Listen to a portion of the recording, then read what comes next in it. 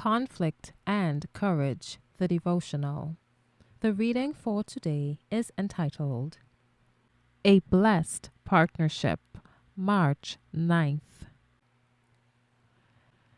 And the Lord was with Joseph, and he was a prosperous man. And his master saw that the Lord was with him, and that the Lord made all that he did to prosper in his hand. Genesis 39, verses 2 and 3.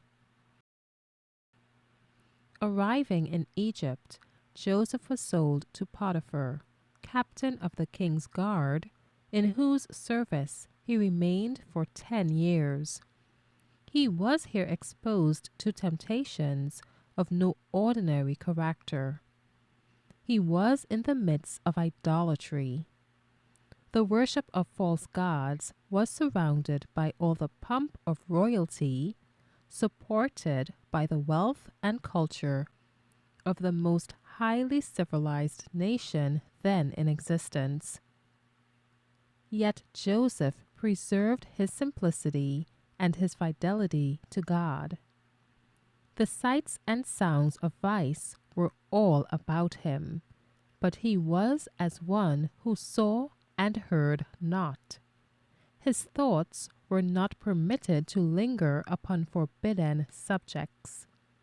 The desire to gain the favor of the Egyptians could not cause him to conceal his principles. Had he attempted to do this, he would have been overcome by temptation. But he was not ashamed of the religion of his fathers, and he made no effort to hide the fact that he was a worshipper of Jehovah. Potiphar's confidence in Joseph increased daily, and he finally promoted him to be his steward with full control over all his possessions. The marked prosperity which attended everything placed under Joseph's care was not the result of a direct miracle, but his industry, care, and energy were crowned with the divine blessing. Joseph attributed his success to the favor of God, and even his idolatrous master accepted this as the secret of his unparalleled prosperity. Without steadfast, well-directed effort, however, success could never have been attained.